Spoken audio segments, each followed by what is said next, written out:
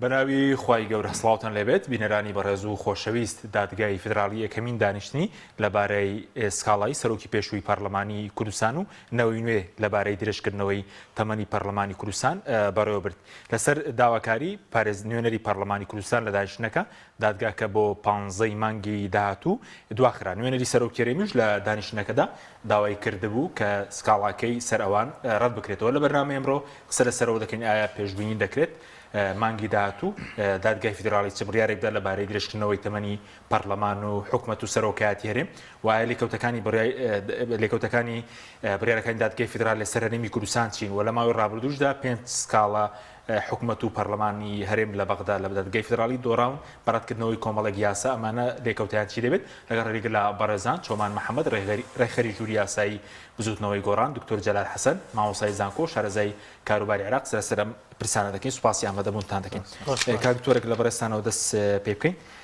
لە ڕۆسیاسیەکەەوە خوێنەوەی بۆ دادگای فیدرالی بکەین بڵێن دوای ئەوەی کە لە هەڵبژاردنین دەی 2021 ڕۆڵی ئەم دادگای زیاتر بۆ لەسەر شانۆی سیاسی عێراق لە پەیوەندەکانی لەگەڵ هەرێم هۆکارەکەی چیە زیاتر لەو کاتەوە بڕیاری زۆری دەرکردووە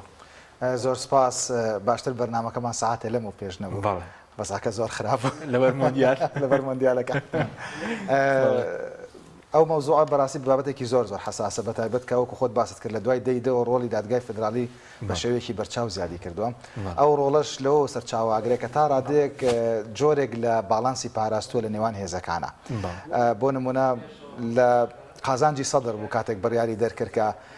نەتایجی انتخابات بەو شێوەیە هەیە قبول بکرێت بەڵام دوای ئەوەش هەندێک سکاڵاکە کرا لەسەر لە قازانجی بابڵێن ئیتاری تەنسیقی شکایەوە یعنی جۆرێک لە باڵانسی پاراستووە لە ئێستا شاوی کە بەرامبەر هەرێمی کوردستان بڕیاریەوە جۆرێک لە باڵانسی تایە یعنی ئێمە زیاتر بابڵێن تەرکیزمان لەسەر ئەو 5 سکاڵایە کە تا ئێستا لای کراوەتەوە بەڵام چەند سکاڵایەکی تریش هەیە هەر بە قازانجی هەرێمی کوردستان بووە بەدەر لەم سکاڵانە بۆ نمونەیەکێک لەو سکاڵانە ئاراستە کراوە ئەوەیە کە حکوومەتی هەرێمی کوردستان هیچ التزامێکی نەبوو بە دەستوری عراقیەوە لە زۆر ڕۆوە کۆمەڵێک بەڵگیان خستۆتە ڕوو لەبەرەوە ئەم سوڵتانەی لە هەرێمی کوردستانە هەیە بە سوڵتەی تەشریعی و قەزایی و تەنفیزیەوە بە سوڵتەی ناشەرعی بناسیێنرا لەلایەن محکەمەی فیدرالیەوە لەبەرەوەی کە التزامی نەکردو بە دەستوری عراقیەوە چونکە دەستور پاکیجێکە بەیەکەوە وەک یەک پاکەج التزامی پێ بکەیت تۆ ناکرێت لە مەسلەی نەوتا التزامی پێ نەکەیت و لە مەسلەی ئاعتراف بە حکومەتی هەرێما بۆ نمونە ینی التزامی پێ بکەیت لێرەوە با بڵێن وتویانە کابێ هەر سڵتەی هەرێمی کوردستان بە تەواوەتی بە نادەستوری بناسیێنرێ بەڵام پێشترەوەی ڕەتکردبووە بەڵێ ئەوە ڕەت کراوەتەوە ینی جۆرێک لە باڵانسە پارێزە ڕاستیش دەوێت موسسەیەکی وەک دادگای فیدرالی بۆ دەوڵەتە فیدرالیەکان ئەم جۆرە موسسەیەمان هەیە بەڵام لە عێراق تا ڕادەیەک ترسێکی زۆری دروست کردو بە حکمی ئەو پێکاتەیە کە هەیەی خۆی دادگای فیدرالی جۆرێک لە گومانی لەسەرەوەی کە ئایا چەندێک دادگایەکی با بڵێن شەرعیە بەڵام لەسەرەوەشەوە ینی پێکهاتی دادگاکە جۆرێک ترسیلای پێکاتەکان دروست کردو چونکە بەپێی دەستوری عراقی لە ئەو یاسا ئەو بڕیارانەی کە دەریەکە بڕیارێکن کە فاینەڵن ینی کۆتایین بە هیچ شێوەیەکی نیتیانە مراجعیتیانە من لە هەندێک لەوە با بڵێن سیاسەتمەدەرانی کوردستان بیستومە خۆشم لەگەڵیان قسەم کردوکە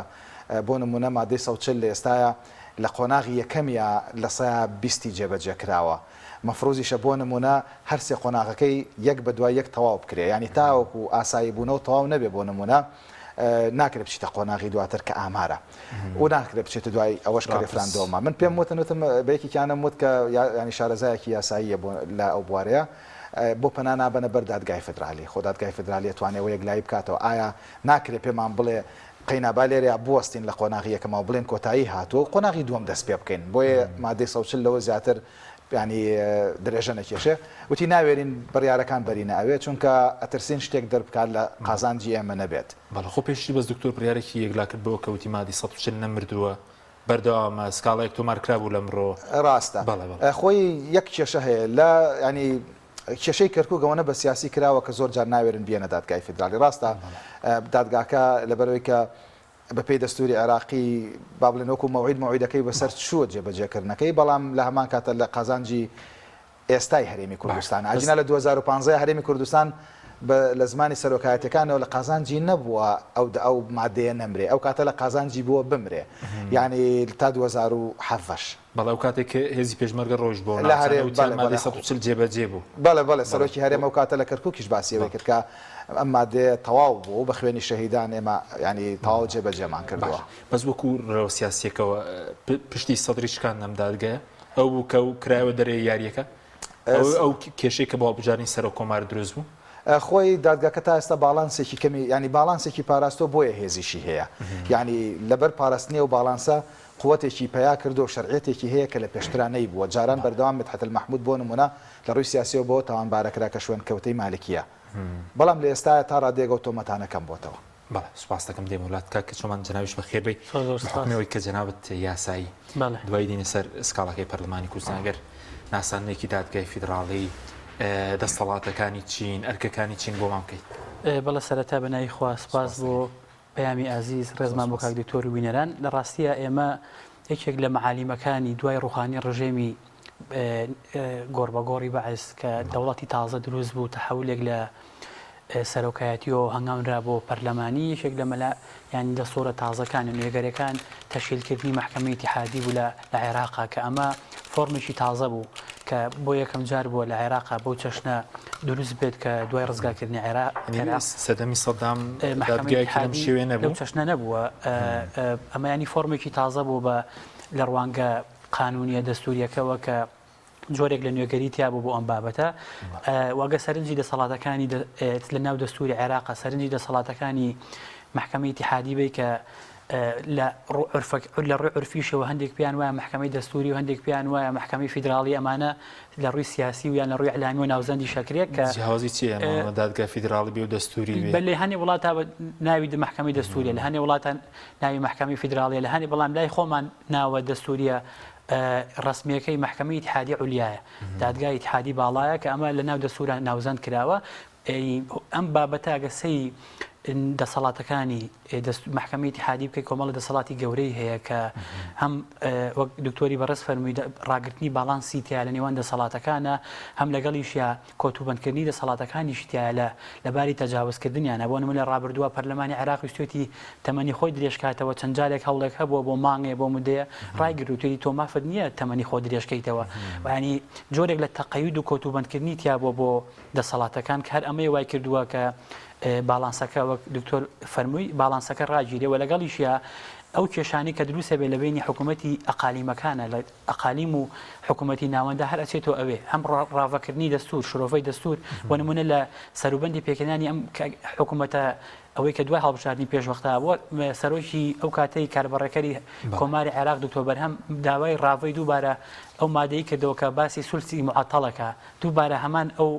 تەفسیریان کردو ڕاویان کردەوە کە ئەمە پێویستی بە دوو لە سەرسەیە و نیسابەکە بۆ ماوەیەک بۆ هەڵبژاردننی سەرۆک کۆمار کە دوایەوە ماوەیەکی زۆر ئەمە ڕاگیرانی قسەکە لەسەرەوەیە محکەمەی اتحادی لە ناو سیستەمی دادوەری عێراقیە پێگەیەکی گەورە و باڵای هەیە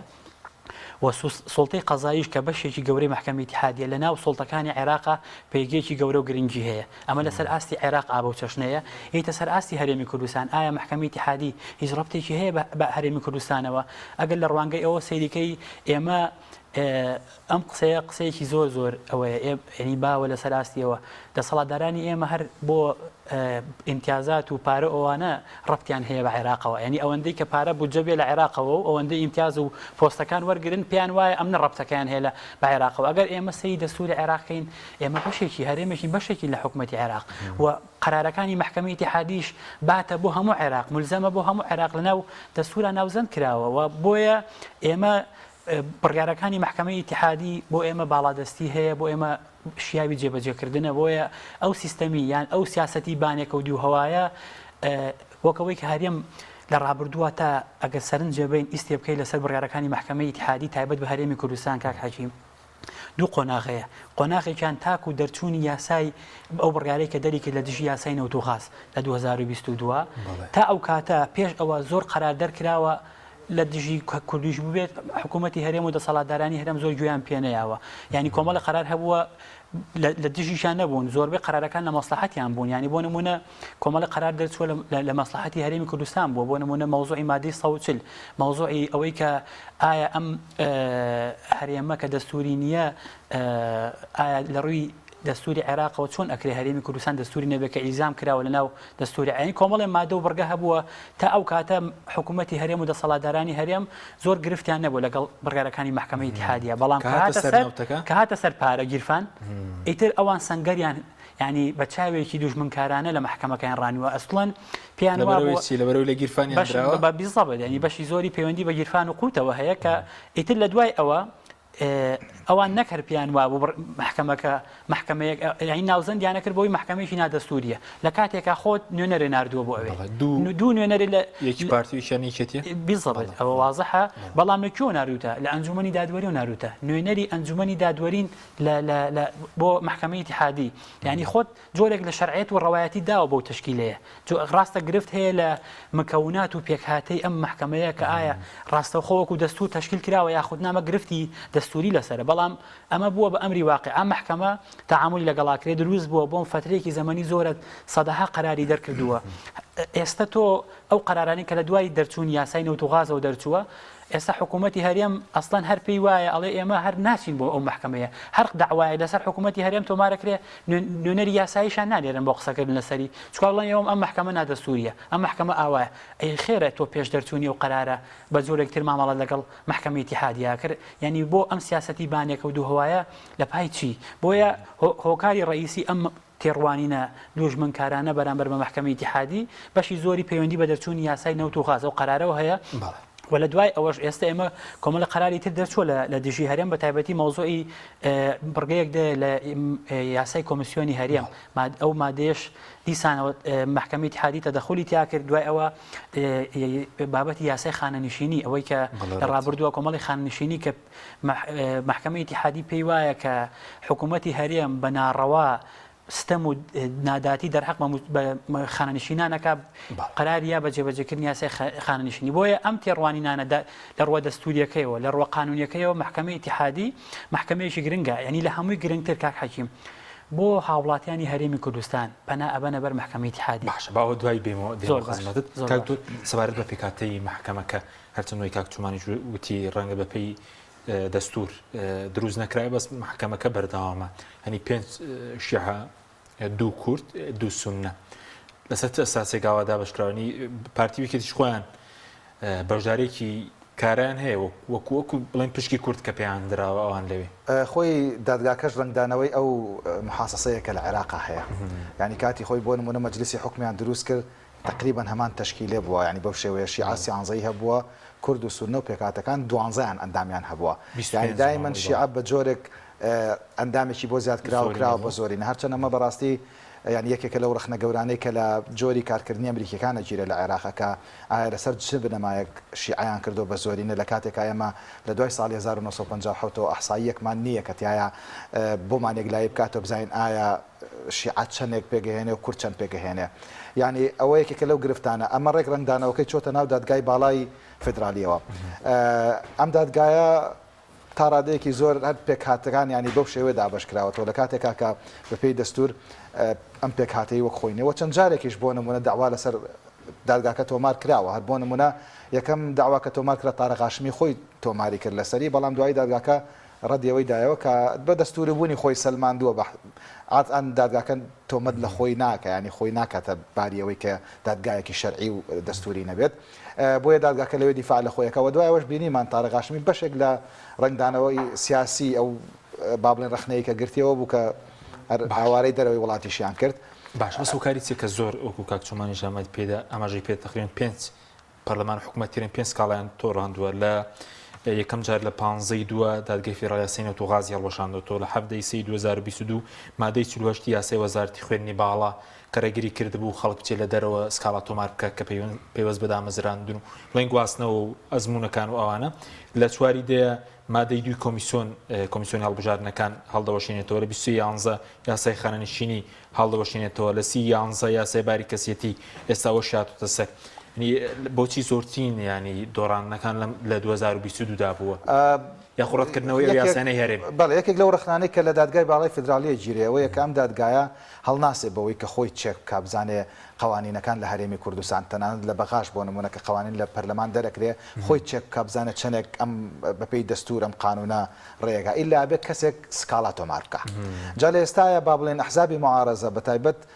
با بڵێن هەندێک معارەزەی تازە کە چوونەتە ئەوێ ئەم شتیان زۆر چالاک کردووە جاران تا ڕادەیەکی زۆر با بڵێن ئەحزابی معارەزە لەوێ بارودۆخی هەرێمی کوردستان و ئەو بارودۆخە ئابووری کە پیاە تێپەڕێبێ ڕەچاویانە کرد بۆیە نەئەچوونە دادگای فدرالی و پێیان وا بوو ئێمە بێ کێشەکان لەناو خۆمانە چارەسەرکەین نەک بچینە دادگای فدرالی ئێستا جۆرێک لە معارەزە هەیە کە پێی وایە ئەکرێ ئێمە لە دادگای فدرالیەوە ینی سکاڵای زۆر لەسەر هەرێمی کوردستان تۆمار بکەین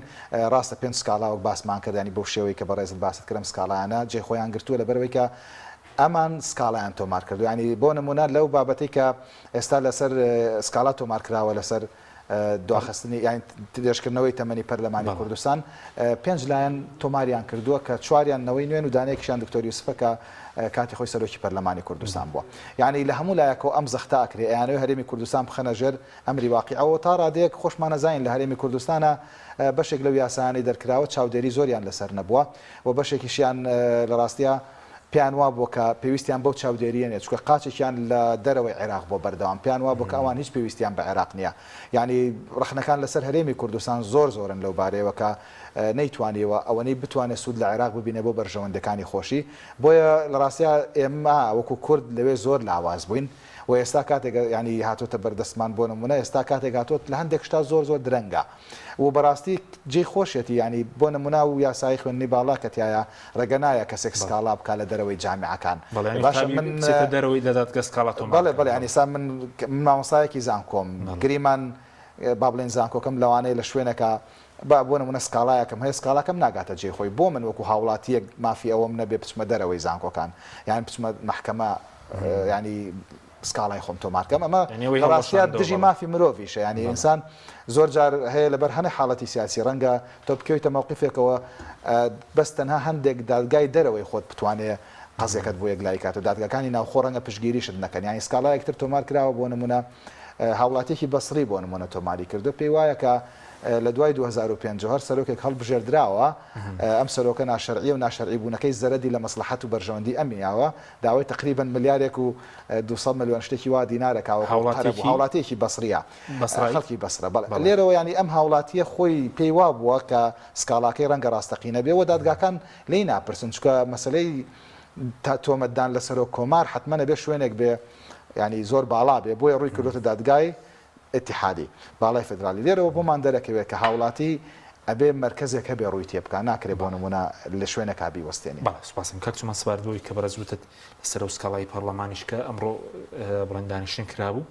درێژکردنەوەی تەمەنی پەرلەمان دواخراوە بۆ 15 لەسەرەوەش کە بوتت ئێستا زۆر پەناتە بریتە بەر دادگای فدرالی کەم جار بڵێن هەر لە 2009 کە نەوشیروان یەکەم جار حاڵەتەی داهێنە بڵێن ئێستش بوو هۆکارێکی چییە کە زۆر پەنای بۆ دەبرێتە بەر خۆی لە ڕاستیە دوو هۆکارێ بەڕێی من هۆکاری ڕئیسی هیچیانەوەیە کە ئەو قەرارانەی کە بەڕێزێ باسی کرد یەک بەشی زۆری لە مەسلحەتی خەڵک بڕێ لێدراوە یعنی ئێمە پێمانمان نەبێ پەنامان بردە بەر محکەمەی اتحادی تر دژی هاوڵاتیانی هەرێم و دژی ئەوە قەراری لێدرێ بەشی زۆری لە مەسلحەتی خەڵک ئەگەر تۆ بۆ بابەتی یاسای خاننشینی بۆ ئەو یاسای عێراق جێبەجێ ناکرێ کە قەراری سیادی ئەوەیە کەمترینی بۆ ئەمە ئەنی زیانەکەی ئەمە لە کوایە ئەمە دژی کوێی قەواری هەرێمە لە کووە پێچەوانی دەستوری عێراقا لە کووە ئێمە گورگان خوار دەکرێن لەلایەن حکوومەتی عێراقی و قەوارەکەمانەکەوێتە مەرتسیەوە ئەو بابەتی مەوزوعی پارالیێڵ و مەوزوعی یاسای خوێنی باڵاکە ینی هەموو قەراراتێک مەحسوون نیە لە تەحەنە بەر ڕێگەیەک هەبێ پەنابەیتە بەر محکەمە و ویلایەتی عامێ بێ ینی بەشی زۆری و قەرارانە لیان نییە لە پێگەی قەواری هەرێم ئەمە نقطەیەک بەڵام ئێمە سەر ئەسلی مەوزوعەکە ئایا بۆ خەڵک پەنابەتە بە تایبەتی هاوڵاتیانی هەرێمی کوردستان پەنابەنە بەر محکەمەی اتحادی بەشی زۆری پەیوەندی بەوە هەیە هاوڵاتیانی هەرێمی کوردستان مەئویز بوون لە سوڵتەی قەزایی لە هەرێمە مەئویز بوون بێهیوا بوون لە تەدەخولات و دەزوەردان و بەلاڕێیابردن و مماتەڵەکردن و مردارکردنەوەی داواکان و کەیسەکان لە دادگاکانە یعنی بۆ نمونە کەیسی پلەبەرزکردنەوە ڕۆشتە محکەمەی ئیداری کەیسی پاشەکەوتی موچەکە ڕۆشت و ئەمانە هەمی لە ڕابردووە ڕوویاوە لە محکەمەی ئیداری بەڵێ پەنایان بڕۆتە بەرەو حاڵەتە محکمە ئیداری بۆ نەوە پاراستنی ماف و ئیمتیازاتی موچەخۆرانی هەرێمە ئەمە سەر بە وەزارەتی دادە وەزارەتی دا سەر بە حکوومەتی هەرێمە ینی معادلەیەکی سەیرە معادلەیەکی سەیرە بۆ مانایی خەڵک کە تۆ بێ هیوابی لە سوڵتاتی خۆت دەرفەت هیوایەکەکەیتەوە هەشتە محکمەی اتحادی داوا تۆمارەکەی کە طبعا لە چوارچێوەی دەسەڵات و تایبەتمەندی محکمەی اتحادیە چکە لە ڕابردووە کۆمەڵە داوا بە هەڵە تۆمار کراوە هۆکارەکەی بەشی لە نەزانی بوو بێ ئاگایە بۆ لە ئیشوکاری و محکمەیە بەشەکەی تریشەوە بووە کە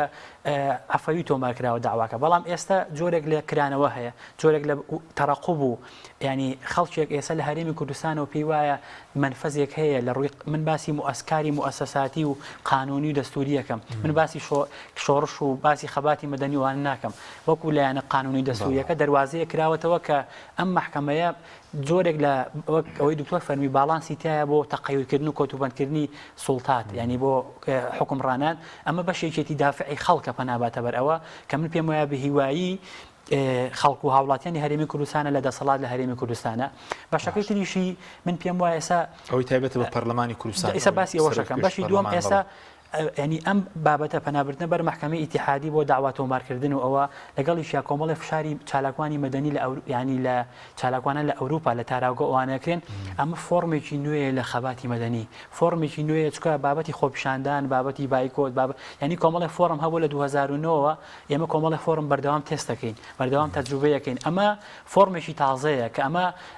کاریگەری ئەبێ ئێستایان نابێ بەڵام فۆرمێکە ئێستا جۆرێک لە زیندوێتی تایە خەڵک کڕیاری هەیە پەنای بۆ ئەبرێ تازەیە ئەم فۆرمە جۆرێکە لە خەباتی مەدەنی بە تەسەوری من پێبەپێ ئەوانەی کە خۆپیشاندان و مانگرتن و ئەوەی کە لە ڕابردووە لە هەرێمی کوردستان کراوە کە لایەنە سیاسیەکانیش ئەمە وەرەگرن هەر لەسەر ئەساسی ئەوە تەمەنی پەرلەمان درێژ کرایەوە ئەسڵ وا بوو لە 6 یانزەیە هەڵبژاردننی پەرلەمانی کوردستان کرێت دیسانەوە عیبە خۆت بەنا دەستوری من لە ڕابردووە ئێمە ڕاستە لە ناو گۆڕان ئەنگۆڕان دەنگی بەم یاسایەژاک ئێمەمانان زۆر دژیبن بەڕاستی ئێمە پێمان وا بوو گۆڕان بۆ ئەو دروست بوو ئینتیخابات لە کاتی خۆیان بکرێت تا ئەو کاتی کاکنەوشیروانیش مابوو لە تەمەنی دروستبوونی گۆڕانەوە تاکو وەفاتی نەبووە لە هەرێمی کوردستانە بە هەڵبژاردنی عێراقوانەشەوە لە خلالی 7 ساڵە 5 انتخابات کراوە ئەمە بەشی زۆری فشاری کاکنەوشیروان و کۆمەڵ و یەکگرتوش بووە لەو کاتەیە کە هەمویان یەک سەنگەریان گرتبوو بۆ خەباتی مەدەنیەکە ئێمە هاتین بۆی ئەوە ڕێکەینەوە چکە لە ڕاستیە انتخابات لە تەوقیتی خۆیان بکرێت قۆناق بە قۆناق ئەوانەی ئەوروپاش سات بە سات تۆ هەم تەزویر کەمە بێتەوە هەم شێوازی هۆشیاری خەڵکی زیادەکە ئێمە دەنگمان پێە ئەبووە دەنگمان پێ نایە پێشبینی خۆت چییە من ئێستا دادگای فیدراڵی ئێستا کۆمەڵێ بۆ نەوەی نوێ سەرۆکی جوڵانەوەکو کۆمەڵی پەرلەمانتاری عێراقیان لەگەڵ بەڕێز دکتۆری س داوایان تۆمار کردووە ئێمە دوو تێڕوانین هەیە لە ڕاستیە دوو تێڕوانین هەیە تێڕوانینێکیان من تێڕوانین دووەمیان باسەکەم ئەوەی کە حکومڕانی ئێستا دەسەڵاتدارانی هەرم پێیان خۆشە پێیان وایە کاڵێن ئەم قەراری ئەم قانونەی ئێمە کە دەرمان کردووە یاسایی و دەستوریە بۆ لەبەرەوەی ئێمە دەستورمانی تایسە لە هەرێمە پێچەوانی مادێکیەوە کارمان کردبێت یاسایەکە بۆ لە پەرلەمانە بۆ 4 ساڵ بۆ ئەممان هەموار کردوێتەوە بە یاسایەک ترمان هەموار کردوێتەوە پێچەوانی دەستور نییە لە ڕابردوو کاکنەوشیروانی داوایشی تۆمار کردووە ڕەت بۆتەوە لە 2009 بەڵام ئەو داوایە کەم و کوڕیتیا بووە بەو چەشنە تۆمار نەکراوە کە وەکەوەی کە ئێستا تۆمار کراوە ئەم خاڵی دووەم کە من خۆم قەناعەتم پێیەتی و پێم وایە ئەبێ محکمەی ئیتیحادی ئەم قەرارە بە ئەو بڕیارەی یان ئەو یاسایی پەرلەمانی کوردستان پێچەوانی دەستوری عێراقە پێچەوانی ئەڵی بۆشێنێتەوە ئەگەر بە سەیری بڕیارەکانی پێشووتری خۆی کەیت سەی قەراراتەکانی ڕابردووی خۆی ئەنجومەنی پارێزگاکان بیزەبێت هەتا قەرارێک لە 2007 دەرچووە بۆ ئەنجومەی نوێنەرانی عێراق لە هەمووی گرنگتر ئەم هەیئە تازەی محکمەی ئیتیحادی کۆمەڵی قەراراتیان دەرکردووە کە ئێمە بەردەوام متابعەکەین ینی بۆ نمونە قەرارێکیان دەرکردووە لە مانگی نوایە باسی هەیئەی تەصنیعی حربیەکە لە عێراق هەیئەیەکەیە بۆ دروستکردنی چەک و ئاهین و ئەوە مودەکەی سەرۆکەکەی بە ناقانونی دانراوە شڕوتوانیتیانە بۆ ئەم محکمەی ئیتیحادیە زیاد لە 7 لاپەڕی باسی چیەکە باسی شەرعێدان و ڕەوایەتی ماوەی یاساییەکە کە کەسێک کە دانرێ بۆ مودەیەکی دیاریکراوە بێ پەیوەزی بەو کاتەوە ینی قسەکە لەسەرەوەیە سوڵتە نابێت تەمەنی خۆی درێژکاتەوە ئەبێ شعب ئەبێ گەل تەمەند درێژکاتەوە کە ئەمە ینی کەسەی دەستوری عێراقیەکەی هینی ڕابردووەکەی ئەبێ محکمەی ئیتیحادی قەراری کەولۆ تۆش نەبە بەڵام ئەگەر فرسەت بمێنێ باسی لێکەوتەکانی شەکەین کە هەرێمی کوردستان تووشی ئەزمەی گەورەکە سپاس دەکەم دێمە خزمەت کاکتور سەبارەت بە بڵین بڕیاری زۆر دەرچووە ئەوەی نەوتەکە دەرچووە ئایا کاریگەریان دەبێت بۆ نمونە ئەوەی یاسای خانەنشین دەرچووە ئەوەی کۆمیسیۆن بڕگێکی بڵین هەڵوەشاتەوە باری کەسێتی خوێندی باڵە ئەگە هەرێم هەر جێبەجێیان نەکات لێکەوتەی دەبێت لێستا ململانەکە زۆر توندە لە نێوان هێزی یاسایی و هێزی سیاسیە ینی هێزە یاسایەکان خۆیان بینێتەوە لە مؤسسەی با بڵێن دادگای فدرالی کۆمەڵک مؤسساتی تر کە خۆی عادەتەن هەر لە زۆربەی دەوڵەتانە ئەم جۆرە لە ململانە هەیە لە بینی دەستگای تەنفیزی و دەستگای قەزاییە و هەندێک جاریش حتا لەگەڵ دەستگای با بڵێن تەشریعە بەس ململانێکە لە عێراق تا ڕادەیەکی زۆر تا ئێستا شەر لە قازانجی هێزە سیاسەکانە لە قازانجی ئەو جیهە تەنفیزیانێکە هەیە ئێستا تەنانەت دەستگای تەنفیزیش بەرامبەر بە ئەحزابی سیاسی زۆر لاوازە یعنی ئێمە لە وڵاتانە ئەگەر ململانەکە لە نێوان دەستگای تەنفیزیە بێ لەگەڵ دەستگای قەزاییە لە با بڵێن هەرێمی کوردستان و عێراق ململانەکە ململانی حیزبە لەگەڵ دەسەڵاتی قەزایی و دەسەڵاتی تەنفیزیشە یعنی حیزب زۆر لە هەمان بەهێزترا ئەوەی کابینرێت لە ئەو ڕێکەوتنی کە کراوە لە نێوان با بڵێن هێزە کوردیەکان و ئەوانەی کە لە زمانی تاری تەنسیقیا بوون و دوایشتنی دەوڵەت لەناو ئەو ئیتفاقیە لە منهاجی وەزارەکەیە کۆمەڵێک وردەکاری ئاماژەی پێکراوە لەم بوارەیەوە بەتایبەت لە بارەی قەزەی نەوتە چونکە ئەو شتانەی تر ڕاستە قەزیەی باشن بۆ خەڵک باشن بەس بەلای ئەوانەوە گرنگێکی زۆر ئەو تۆیان نییە بەتایبەت ئەوەی تعلیمی عالی جاقیچەکە تعدیلەکەین جا ئەمەیان تعدیلەکەین بەس قەزەی نەوتەکە بۆ نمونە کێشیان نەوتەکەی بەڵێ بە بابەتێکی تایبەت باسییان کردو کابێ حکوومەتی هەرێمی کوردستان بە هاوکاری لەگەڵ حکوومەتی عراقیە لەسەر جێبەجێکردنی ئەم مادەی ئەم قرارەی با بڵێن دادگای فدرالی پەلە نەکەن حتا وشەی تەرەیوثی بەکارهێناوە ینی وردە ئەلەم کێشانەیە بە هاوکاری هەردووکیان بەڵێ بگەنە سیغەیەک کە دوای ئەم سیغەیە بێتە بنەمایەک بۆ دەرکردنی یاسای غاز و نەوت و غاز کە قرارە لە ماوەی ساڵێکە ئەمە یەکلایی بکرێتەوە لە ئێستا تەمەنی با بڵێن سوودانی نزیکەی 2 مانگ و نی بەرەوسەرەوەیە کە هێشتا زووە بۆی بڕیاری لەسەر بین بەڵام ئەم پێم وایە لە ئێستا لە ململانەکەیە دادگای فدرالی بەرەو بەهێزبوونە هێزە سیاسەکان تا ڕادێکی زۆر بەرەو لاوازبوونن وەکو خۆشیان باسیەکەن کە بۆ سەرکەوتنی دەستگای تەنفیزی و محەممەد شیع ئاسۆدانی گرنگە دادگای فدرالیش لەگەڵ یا بەهێز ببێ ینی لە ئێستا عێراق بەگشتی هەرسێ با بڵێن دامەزراوی تەشریعی و تەنفیزی و قەزایی لە ململانەیەکی گەورەیە لەگەڵ ئەو هێزە سیاسیانەی کە خۆیان بە خاوەنی شەرعیەت ئەزانن لە عێراق وەک چۆن لە هەرێمی کورد هێشتا ئەوان بە خەتوە لە پێش ئێمەوەن لەو بابەتەیە لە هەرێمی کوردستانە تا ئێستا حیزب زۆر بەهێزترە ینی بەرامبەر بە هەرسێ دەسەڵاتەکە بەڵام لەوێ بەهۆی ئەم قراراتانی دادگای فدرالیەوە بەهۆی ئەوەی کە تایبەت بابلین ڕوتی سەدر تا ڕادەیەکی زۆر پشگیری لە ئەو بڕیارانە کردو تەنانەت ئەگەر لە دژیشی بن و ڕوتی سەدریش ڕوتێک نییە کە جێی گاڵتە بێت بەڕاستی ڕوتێکی کاریگەرە بۆیە ئەوانەی تریش پابندیان پێ ڕاگەیان دووە بڵین بەتەکید ئەوانی تریش ئێستا هاتوونەتە حاڵەتێکەوە کە ناتوانن کاریگەری زۆر لەسەر ئەو بڕیارانە دروست بکەن لە دادگای باڵایە ئەگە سەیری ئەو بڕیارانە بکەی کە لەسەر قەزەی نەوت و هەندێک قەزەی تر دراوە ئەڵێ بالئەکثەریە بڕیار دراوە يعني ئەو دوو ئەندامە کوردە حتمما لەویا تەحافوزیان هەیە چونکە ئەمانە وەک باسەکرێ ئەندامان پارتیویەتی داناون بۆیە زۆر جارەگە سیرکەی لە دوای با بڵێن بڕیارەکانەوە ئەگەر بە ئیجماع درا بێ ئیمزای هەموو ئەندامانی لەسەرا بەڵام ئەگەر بە ئیجماعی هەمیان نەدرا بێ عادەتەن بەس سەرۆکی محکەمەکە با بڵێن بڕیارەکە ئیمزاکە منەوەی تێبینیم خەڵک بۆ منڵێن هەرێم گوێ بە بڕیارەکان نادا دەتوانێت ئەوە بەردەوامی ئەو پێویستە بە نەوت و غاز زیاتر ڕەنگە زەقەوەی کە بەرە زووتر ڕەنگ هەندێک یاسە بۆ یاسای کۆمیسیۆن هەموارکردنەوە یاسای خوێنی باڵە هەموارکردنەوە باری کەسێتی هەموارکردنەوە بەلانەوە گرنگ نیە بەس مەسەلەی خانەنشینەکەش کە پارێتیدا لەگەڵ ناوتەکە و دووە کێشەیە ئەو دووە کێشەی گەورەیە بەتایبەت کە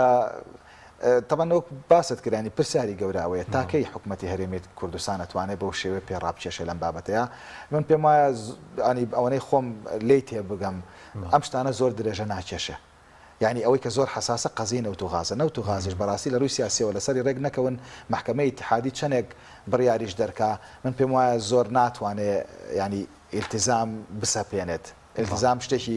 چکە هێزەکان زۆر بەهێزن هێزە سیاسەکان التزام ناتوانێت بسەپێنێ بەسەر کەسە فەرموو دادگای فدرالی ئێستا گەر هەرێمی کوردستان با بڵێن هەرێمی کوردستان بڕیارەکانی جێبەجێ نەکرد ئایا بە چه هێزێک ئەم بڕیارانە بەسەر هەرێمی کوردستان ئاسان. بەس کاریگەری نیە بۆ ستاندی کۆمپانیا کشاونەتەوە ئەنی لە ڕووی معنەوی ئەوە ئەبێ دەستگای تەنفیزی بیکە دەستگای تەنفیزی خۆی دەستگای قەزایی تەنها بڕیارەکان دەرەکات دەستگای تەنفیزی لە سێ بەجێبەجێکردنی بەس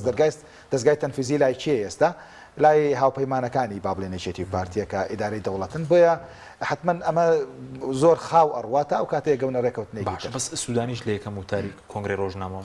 وتی و پابندە بە بڕیارەکانی دادگای فیدراڵی هیچ پامێکی تێدا بوو بۆ لایەنە کوردەکان ڕاستە خۆی پابندە بە بڕیارانەوە و خۆشی لە منهاج تەمەن جارێتتر وازم لێرە باسمان کرد ئەو منهاجی تەقدیمی کرد بوو منهاجێکی هەبوو کە حیزبەکان لەسەر ڕێکەوتە بوون منهاجێکی شێ بوو کە ئیوەزاری خۆی بوو یعنی بە دوو بەش داینابوو لە ڕاستیە بەشی یەکەم منهاجە وزارەکەی بەشی دو منهاجە حیزبەکان بوو کە لەسەر ڕێکەوت بوون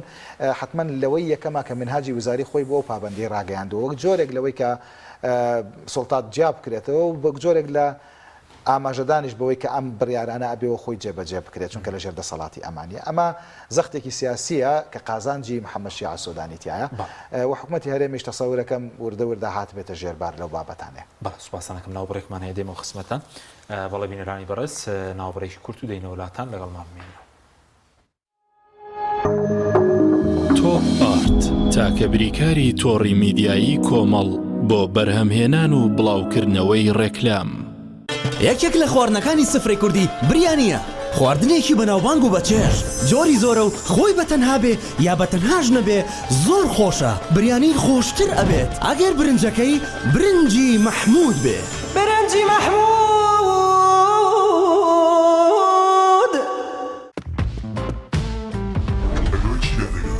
لەکوێ سیارەکەم بەدەست دەکەوێت؟ باوەکە نازانم بەڵام دەتوانی ببەرەوە بنێری بۆ 370 سیاری BMW بۆ بکەوە. پیرۆزە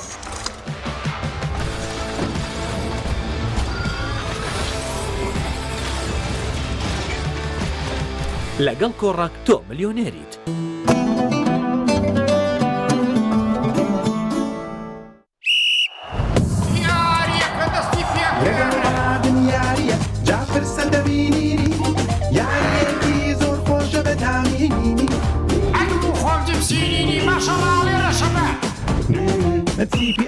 تیپی ئەولایە و ئەم لا جپسینی ئەحماڵەکەمی سەیریکەن هێرش بەرەکەی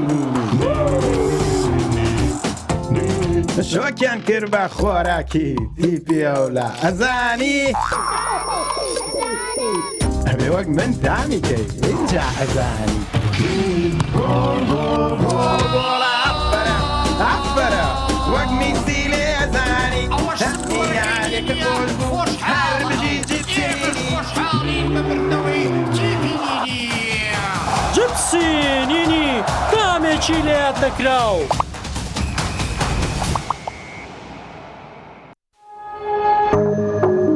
تۆپ ئارت تاکە بریکاری تۆڕی میدیایی کۆمەڵ بۆ بەرهەمهێنان و بڵاوکردنەوەی ڕێکلام.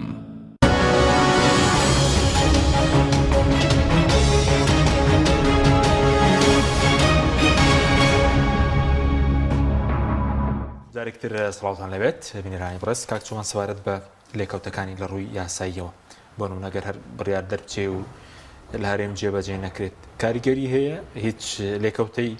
دەبێ یاخود بە پێچاوانەوە هیچ لێکەوتەی نابێت. خۆی لە ڕاستیە جەنابی کاکتۆر باسی کرد ئێمە بەشی زۆری قەراراتی محکەمەی اتحادی هەیە بڵێن حکوومەتە بەجێبەجێ کات هەنگاوی بۆ بنێت ئەم حکوومەتەش پێکهێنەرەکەی مکەونادەکەی هێزە سیاسیەکانن بەڵام ئەم دۆخاوەست تا سەر نابێت بۆ ئەم حکوومەتەی بەڕێز سوودانی ئێوە لە ئەڵێ لە شەهر العەسەلی تقریبان تۆزێت تێپەڕیوە ئەوە مانگی هەنگینیەکەی ئەو پێویستی بە سەقامگیری هەیە پێویستی جارێ بە هێوربوونەوەی هەیە بۆی ئەم دۆخە وردە بچێتە سەر پێ لە هەمووشی گرنگتر ئەم حکوومەتە بە هەموو تەوەقوعەکان وا دروست بۆ زوو هەڵبژاردننی پێشوەختە بکرێتەوە ینی لە ئەمە هەنگاوێکی ترە ینی ئەم حکوومەتە ئایا درێژە ئەخایانێ زۆر ئەڕوات ینی ئەوان ئێستا هەنگاوەنن بۆی هەڵبژاردننی ئەنجومەنی بڵین پارێزگاکان بکەن لەگەڵ هەڵبژارد ئامادەکاریەکان بۆ هەڵبژاردننی پەرلەمانی عێراق کە لەگەڵیش مەشروعیان ئامادەکردەوە بۆ گۆڕینی یاسای هەڵبژاردن ینی من ئەمە بڵێم ئێستا لەوانەیە جۆرێک لە مراعات هەبێت جۆرێک لە ئەوە هەبێت یاسای نەوت و غازیە بەجێ ناکرێت هەنێ بابەت ئەڕواتە پێشەوە بە ئەم دۆخە ئەوە نامێنێتەوە تۆ ئەگەر قەرارێک و دوان و سیان و چوار و ئەوە جێبەجێ نەکرێت محکەمەی اتحادی سوڵتەی قەزاییانێتە سەر خەت فشار لە حکوومەتی عێراقیەکە بۆ ئەم بابەتە لە هەمی گرنگتر ئەم حکوومەتی هەرێمە ئەبێ بە حکوومەتێکی لە یاسا دەرچوو حکوومەتێک ناوزەن دەکرێت کە قەراراتی بەرزترین دامەزراوی قەزایی لە عێراق جێبەجێ ناکا کە ئەمە لەسەر ئاسی نێودەوڵەتیش لێکەوتەی خراپێ بێ بۆ هەرێمی کوردستان بۆ حکوومەتەکەی کە ئەمە حتا تەسیرێ بێ لەسەر قوارەی هەرێمیش بۆ قۆناغی داهاتوو بۆ هەنگامە تۆزێ دوورتر ئەم بابەتە بەڵام تۆ هەر ملنەی بۆ قەراراتی محکەمەی اتحادی یاک دوو پێت وابێ محکەمەکە نادە سووریە نوێنەری خۆت نەنێری دەسڵەن ئێستا کۆمەڵی داوا هەیە ئەگەر ئەم سوڵتاتەی ئێمە لە خەمی پاراستنی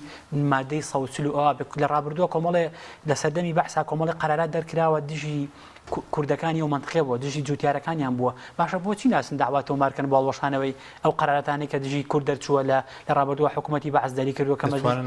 ئەی چۆن ناتواننەوە واضح پێچەوانەی دەستوری عێراقیە ئەگەر ئەمان بیانەیە کۆمەڵی هەنگاوی عملی کردداری هەیە ئەتوانن هەنگاوی ببنێن بۆ پاراستنی مکەوناتی کورد لە بەتایبەتی لە مناتقی متەنازی و جێناکۆشیە بەڵام قسەکە لەسەر ئەوەیە ئەمان ناتوانن تا سەر منازعە و يعني لبرانبر قرارات محكمة اتحاد بوصنوا أو دوخ سياسي أو دوخ ململانية كي واي كردو أو بعينا هر زور دور نروين هش مان بيجسته وزارة نوتي العراق بهمو قوتي خوي في شارع كربوتي أو نسراوي نار بو كومبانيا كنوتي كان إنزاري بو أناردن أما دوخك جوراد واي بيكناني حكومة بلام بيني حكومة هريم وحكومة العراق لسر أساسي بيونديشي تندروز نار وبريوه لسر أساسي بابتي داراي وبابتي أو يعني وايلي هاتو يعني يعني مسوغرني أم قناغة تاسر أو بردوان بي أجر قناغة تيك بشي بيني هوليرو بغاتك بشي دنيا بحكومة العراق حتى لسر أساسي شارع عراقي يمل رابردوا كمالي وفد عراق هريم كروسان بحث حزب الجواز كان سرداني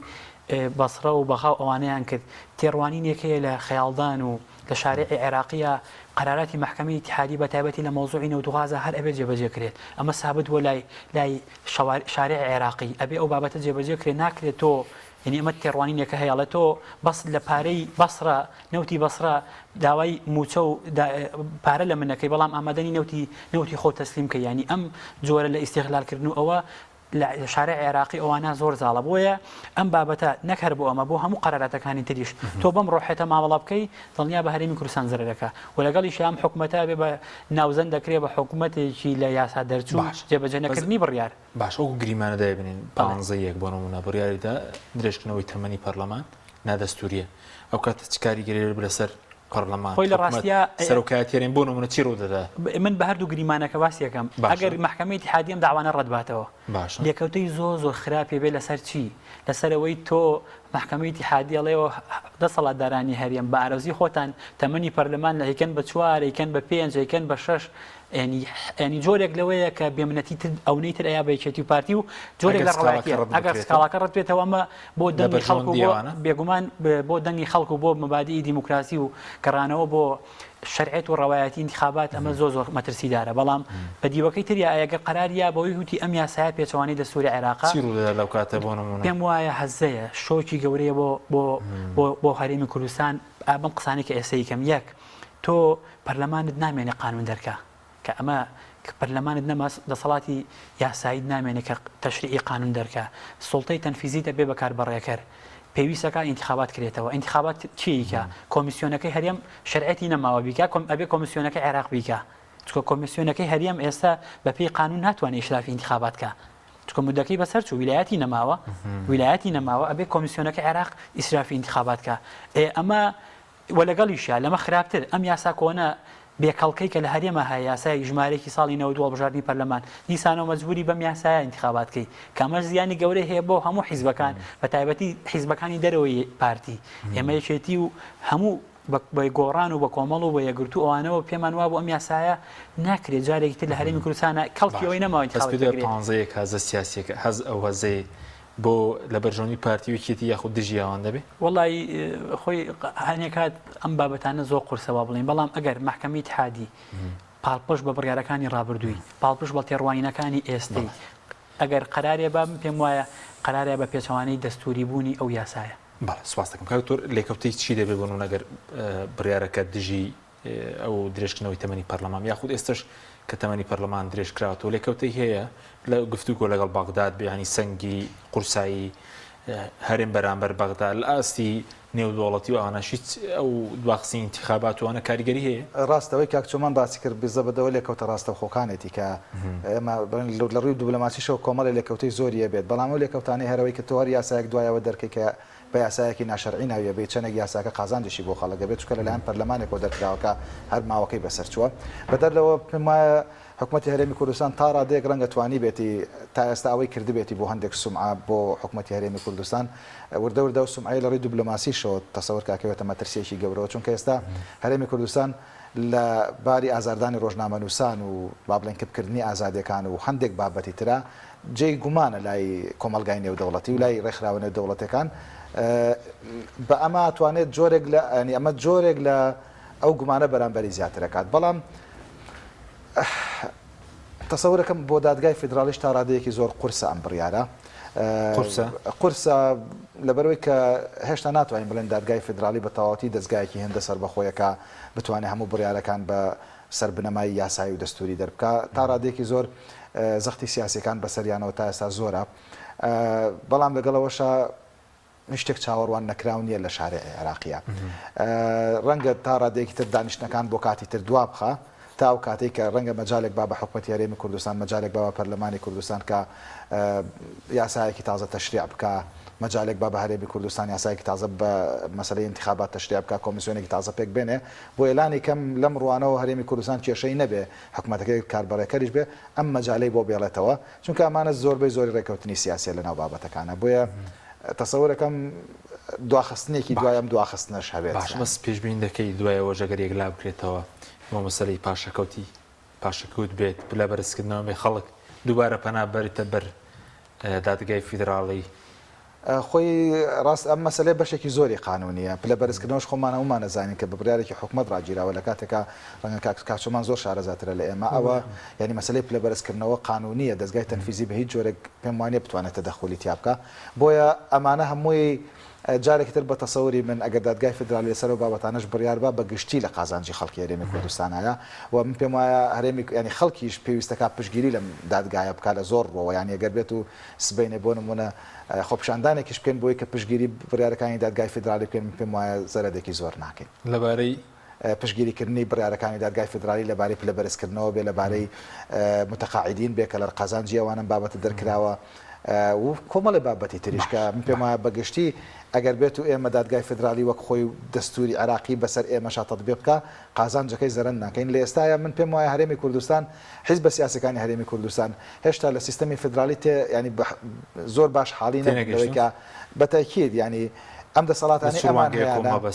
ینی من اختصاصی وردی خۆم مەسەڵەن قەزیی فیدرالیە ئەزانم بەراورد یەکەم بە کۆمەڵێک دەوڵەتی ترکە لە فیدرالیان ینی بڕوات بێم دەسەڵاتانی هەرێمی کوردستان هەیەی دەسەڵاتی خەیاڵین ینی شتێک دەسەڵاتی حەسری عێراق بێ ئێمە بەکاری بێنین ینی بۆ نمونە لە زۆربەی دەستوری دەوڵەتە فیدراڵەکانە بەگشتی باز لەوا کرێت کە دەسەڵاتی با بڵێن هەرێمەکان چییە بەڵام چی ئەمێنێتەوە لە دەرەوەی ئەم دەسەڵاتانە ئەبێنێتەوە بۆ حکوومەتی فیدرالی ینی دەسەڵاتە باڵەکانە درێ بە ئەو لە کاتێکە لە دەستوری عراقیە دەسەڵاتی حکوومەتی فیدرالی حەسەر کراوە ینی پێ دەڵێ 1 2 3 4 و باقیەکەی کامێنێتەوە ئەبێتە دەسەڵاتی با بڵێن دەسەڵاتی هەرێمەکان ئەمە ڕێک پێچەوانێ و لە مەسلەی ئیدارەدانی باج و گۆمرگ و با بڵێن نەوت و دارایی بەگشتی ئەمە لای حکوومەتە بەڵێ هەندێک بابەتی وردەمێنێتەوە کە تایبەتە بە هەندێک منتیقە بەڵام بەگشتەکەی مەسلەی دارایی چێتەوە دەست حکوومەتی فیدرالی و لە حکوومەتی فیدرالیەوە بە شێوەیە کە لەگەڵ ناوچە جیاوازەکانە بگونجێمدا ئەمە دابەشەکرێتەوە لای ئێمە حکوومەتی هەرێمی کوردستان لەگەڵەوەی کە نەوتیش نانێرێ بۆ بەخاب بۆ نمونەوە تا ئێستا 400 ملیاریان بۆ 2 مانگ بۆ ناردووە کە ئەمە هەمووی قەزای سیاسین بەڕاستی نەک قەزای قانونی چکە ڕووی قانونیەوە پێم وایە شتەکە زۆر لەوە بەس نەتوانراوە کە بەرزوو دەسەڵاتی خەیاڵیان هەبووە بۆنم لە شتێک سیادیش بوو بێوەکو سیاسەتی پەیوەندی دەرەوە سیاسەتی دەرەوە دارایی گومرک بڵێنەوە دراوە کار لە عێراقا ئەم سیاسەتە گشتیانە ینی نەتوانەوە سوودیان لێ وەربژیرێ لە ماوەی ڕابردوودا بە ئامانجی بە خزمەتی خەڵک مەوەسە خۆی ئەم دەسەڵاتانە پیادە کراوە لەلایەن پارتی وێکێتیەوە بەنی چکە حکومت زۆر ئاگای لە هەندێک مەوزوعی زۆر نییە مەسەلەی علاقات و وانشکە لە دەستوری عراقیە بۆ نمونە هەرێمەکان و محافظات بۆیان هەیە لە ملحقیاتە جۆرێک لە باڵێ نوێنەرایەتیان هەبێ ئەمەش لە پاڵ باڵۆزخانەکانە بەڵێ جۆرێک لە ئیستیغلال کراوە لەلایەن ئەم دوو هێزە سیاسیەوە بەدەر لەوەی کە خۆشیان نوێنەرایەتیان هەیە لە دەرەوە کە ئەمە تا ڕادێکی زۆر ڕەنگە دەستور ڕێی لێ نەگرێ بەڵام هەندێک دەسەڵاتیان پیادە کردو کە دەسەڵاتی حکومەتی فیدرالی بووە لەوانە بۆ نمونە قەزەی گومرگەکان کە ئێستاژە بێ حکومەتی فیدرالی بە هاوبەشی لەگەڵ حکومەتی محافظاتە سەرپەرشتی و منتیخانە بکەن نەک حکومەتی هەرێمە لە دەستورە باسی حکومەتی محافظاتەکە بەڵێ هەرێم یەک پارچە مامەڵی لەگەڵەکرێت بەڵام لەوێ ناوی حکومەتی محافظات هاتووە لە بابەتی حتا فڕۆکەخانەکانیشە بەڵام ئەوە بوو لە دوای ڕفراندۆمەوە کە تا ڕادەیە کە حکومەتی هەرێم زۆر بەلاوازی دەرکەوت و حکومەتی عێراقیش تا ڕادێکی زۆر بەهێز دەرکەوت بە تەواوەتی دەسەڵاتەکان گەڕایەوە بە تەواوەتی نالایەزال بەس هەندێک دەسەڵاتی زۆر بۆمان دەرکەوت کە حکومەتی هەرێم زۆر بە ئاسانی توانێت کۆت و بند بکرێت لەو بابەتانی سوپاسم کاک چۆن سەبارەت بە ئەوەی دکتۆر باسی کرد ئێستا بە نمونە ئەمڕۆ لەسەر داوای نوێنەری پەرلەمان مانگێک دانیشتنیدا دەگەڵ لەبارەی درێژکردنەوەی تەوانی پەرلەمان دواکەوتووە لە ڕووی یاساییەوە کراوە ئێستا بۆ نمونە جارێکی تریش داوا بکەنەوە دوا بخرێ یاخود چۆن ئەم بابەتە محکەمەی اتحادی خۆناغ بڵێن ڕێکارەکانی دادبینی ینی لە ڕووی کە محکەمە ئەکرێت بەپێی یاسایەک ئیشی لەسەرەکە کە قپیاڵن قانونی مرافعات یاسای دادبینی شارستانی یعنی ڕێگە پێدراوە جارێ دوان تەجیل کرێت حاڵەتێک ئەم تەڵەبێک هەیە ویستیم هالەکات بەڵام ناکرێتەوە مماتەڵە بەو چەشنە بکرێت کە زەق بێت و وا بکرێت کە حەسمی داواکە چکە تەخیربوون لە حەسمی داواکە فۆکەس سەقاتە سەر قازیکەوە ئیمتیناعی کرد لە ئیحقاقی حەق یعنی ڕێگریەکە لە ئیحقاق و بەدیهێنانی ڕاستی و حەق بۆینی هەر قازیەک بێوێت شریعەت با بەڕێت مماتەڵە و بە دواخستن و ئەوانە ئەوە ئیمتیناعەکە لە ئەمە بێ بە بڵین خاڵێکی ڕێ لەسەر قازیەکە یان خاڵێکە مەسئولیەتی خۆی جێبەجێ نەکرەوە بەڵام من المحتملە من خۆم بەزانم یعنی ئەم بابەتە هەستیارە زۆر هەر لەبەر ئەوەشە لە ڕابردووە لەوانێ زۆر داوا بێ پەرلەمان نەچووە داخلی داواکان نەبووانەوە تا نوێنەری خۆی نردووە بەس پەرلەمان ڕۆژ حکومەت نەڕۆژوە نە داواکە لەسەر حکومەت تۆمار نەکرەوە ئەم داوایە نابێت لەسەر حکومەت بێ چێ خسومەی هەیە چێ ڕکابەری هەیە پەرلەمان قانونەکەی دەرکردووە سەرۆکایەتی هەرێمیش ئایا ئیمزای کردووە یاخود نامەش قسەی لەسەرە ئایا ئەسڵەن هە سەرۆکی هەرێم خەسمە لە داواکە من پێم وانێ سەرۆکی هەرێم خەسم بێ یعنی ڕداوە نابێت داوا لەسەر کراوێ بۆ ئیمزای نەکردووە دەکرێتەوە لە بەرەوەی کە نێسوان بارزانی لە ڕووی قانون واژۆی نەکردووە لە خوار بە پێی یاسی سەرۆکاتیان واژۆ شینەکە چی دەبواری جێبەجێکردنەوە وەتی نەکردووە بەڵام آخر کێ دەری چوان یاساکە ئەگەر ئەو ئیمزای کردا ئەویش ئەبوو بە بەشێک لە میکانیزم و ڕێکاری دەرچوانەکە ئەبوو بە ڕکابەر ئەبوو بە خەسم بەڵام لە ڕوو قانونیەکەەوە ظاهریان پێشبینیەوە دەکەیت ظاهریان بەنسبەت داوا لە سەکراوی دووەمەوە کە سەرۆکی هەرێمە لەوانەیە ڕەت بکرێتەوە هەر قسەیان کردووە خۆ محتەمەلە و قسەیە بکەن واضح حاڵی ئەمە ئیمزامان نەکردو ئێمە بەشێنی لە ڕێکاری دەرچوانەکە داوای ڕەتێکین بەڵام سەرۆکی پەرلەمان داوای لەسەر کراوە کە ڕکابەری ڕاستەقینەیە خەسمی قانونیە بابزانی نەتیجەی داواکە چیە بێت کە پێم وایە داوایەکە لێکەوتەی بە هەردوو دیوەکە لێکەوتی خراپێ بەڵام ئەوی پێشبینی خۆت بانگیەک بەریادە دەریا خۆت لەگەری جلسەیەکی تاجیل بێت بەڵام من وای ئەبینم ئەم داوایە ظاهریان لە سێ جلسە تێپەڕ نابێ سێ جلسە زیاتر ناخایانێ چکە مەلامیحەکانی و شێوازی وەڵامدانە ئەوانە ظاهریان ڕوونە بۆ چوەڕوا داواکە بەڵام ئیتر تقریبا ئەم هەیئە تازەیە ئێمەمانان بەردەوام متابعی قەراراتیانەکەین لە ڕاستیە زۆر تەسریع پەلەکردنەکەن بە داواکان داواکی زۆریان حەسم کردووە داوا زوو لە بەریان ئەڕوا زوو حەسمیەکەن ینی ظاهریان ئەم هەیە ئێمە زۆر ستایشیان ناکەین 2020 ئەوەندە بڕیاریان داوە لەسەر عێراق بێ لەسەر کوردستان بێ ینی قەت دادگای فیدرالی ئەوەندە بڕیاری داوە بەس خۆ دادگای فیدرالی بەپێی دەستوری عێراقیش بەپێی نیزامە داخلیەکەی من تلقاء نفسي خو بخو دعوات وما ناكو قراري تابدري خلق بناي بوبا هكذا زرر من بيني دكراوي متضرر شيء هاولاتي كصاحبي مصلحتي لكردستان بلا بصره بهم ينكراوي مو عراق شيء مصلحتي هبه شيء مصلحتي هبه وشيء متضرر به شيء زررمند به وشيء برجواندي هبه اتواني دعواته ماركه هلا بر اوشا باش زوري ودعوانا اسا محكمه اتحاديه حتى لسر ام 400 مليار قراري دراو بنيره دعواته ماركراو برلمانتاري عراقي دعواي كردوه لرابردوه لسر 200 مليار كمان انا هاو دعواته ماركرا العراق ولا برلمانتاركان عراق كردوان كمحكمه اتحاديه برياريا برات كرنوي 200 مليار بسكه لسر شيء باش زوري اويك يعني هم بحكم بالانسي كدوخ سياسي راقرتوها هم لقالوا شاكم قراراتياوه خەڵک بە مەوایە بینێ بە دەواازەیەکی بینێ کە بۆیە پەنای بۆ بە هە لەبەر ئەساسیەوەیە داواکان زۆر بوو ئەمە پەیوەندی بەوە نییە فشار بێ لەسەر قوارەی هەرێم و فشار بێ لەم ڕێگەوە نییە بەڕاستی چکە قوارەی هەرێم بەشتی تر ئەکەوێتە مەترسیەوە بە گەندەڵی بە بێمنەتی ئەمانە بە بێباشیان بەرامبەر بە خەڵک بە هەوڵنەدان بۆ پاراستنی قوارەکە بە تەسکنەوەی ئازادیەکان بە دەستنانە بینە قاقای خەڵکە ڕۆژ بە ڕۆژزەریبە و بارگرانی لەسەر خەڵک زیاوەکەن بە هەموو ئەمانە لەگەڵیشە لە هەمووی کارە سادباترەوەیە کە تۆ ڕۆژ بە ڕۆژ مۆزوعی شەفافێت و ئەوانە بلەوەلانی دوو کابینی حکوومەتە یاسای بودجێت دەرنەکردووە خەڵک باوەڕی بە موسسات نەماوە هەموو ئەمانە واکات بنکۆڵی قوارەی هەرێم بێ بنکۆڵ بێت مەترسی بکەوێتە سەری کۆمەڵێک عاملی تر عاملی خارجی بەڵێ هەڕەشەی گەورە لەسەر قوارەی هەرێمەیە بەڵام هەڕەشەی جددی گەورە لەسەر قوارەی هەرێم ئێمە خۆمانین خۆخۆری و بێمنەتی و خەمساری دەسەڵاتی خۆمانە. بۆ جەنابتان. کاکتۆر بە کورتی سەوارت بە ئەوەی کە پێوەستە بە نەوت